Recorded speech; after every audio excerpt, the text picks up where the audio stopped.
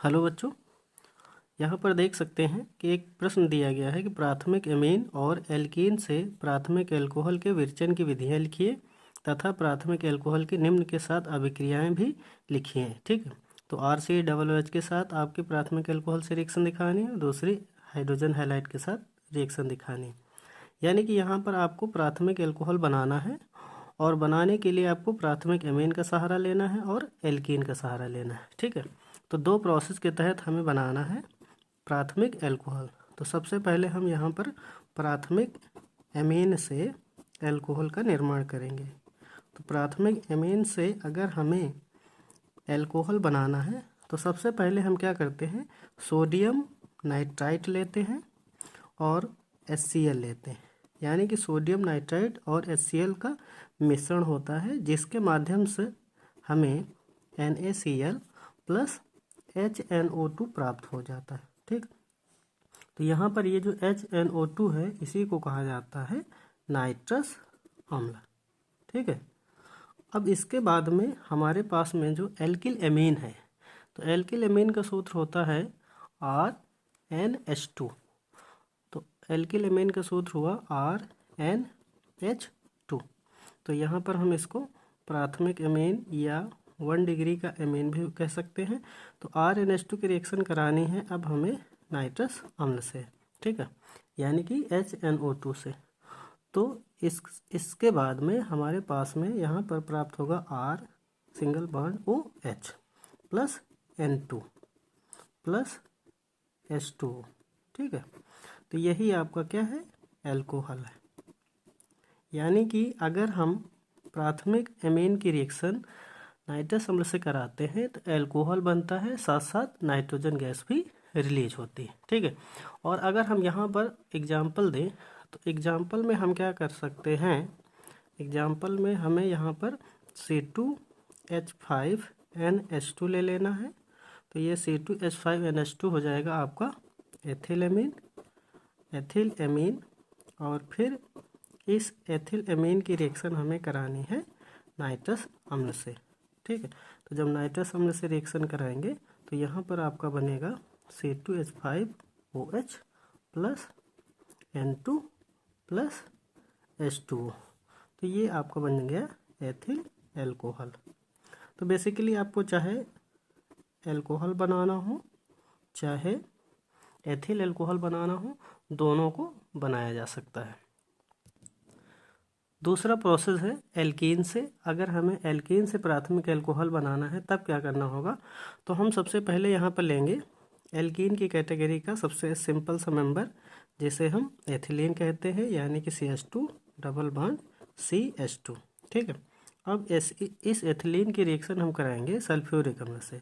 तो सल्फ्यूरिक अम्ल का सूत्र होता है H2SO4। रिएक्शन कराएंगे लगभग 100 डिग्री सेल्सियस पर और उच्च दाब पर, यानी कि हाई प्रेशर पर। तो सबसे पहले हमारे पास में यहाँ पर बनेगा एथिल हाइड्रोजन सल्फेट जिसका सूत्र होता है CH3CH2HSO4। ठीक है, तो ये हुआ आपका एथिल हाइड्रोजन सल्फेट। तो एथिल हाइड्रोजन सल्फेट हमें सबसे पहले प्राप्त होगा। ठीक है, कब, जब हम रिएक्शन कराएंगे एथिलीन की H2SO4 के साथ।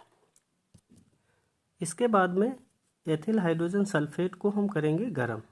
ठीक है, तो एथिल हाइड्रोजन सल्फेट को गरम करेंगे। तो यहाँ पर गरम करने से होगा क्या कि जल की उपस्थिति में रिएक्शन होगी। ठीक है, तो हमारे पास में यहाँ पर मेन प्रोडक्ट बन जाएगा CH3CH2OH प्लस इसी में H2SO4 उत्प्रेरक का काम करके बाहर निकल जाएगा। ठीक है, तो यहाँ पर ये देख सकते हैं कि जो ये बना आपका प्रोडक्ट जिसको हम एथिल एल्कोहल के नाम से जानते हैं, तो इसी को हम प्राथमिक एल्कोहल बोल सकते हैं या 1 डिग्री का एल्कोहल कह सकते हैं।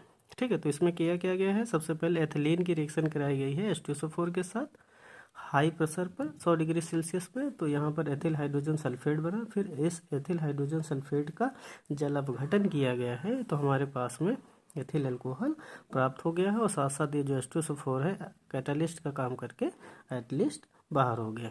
ठीक है।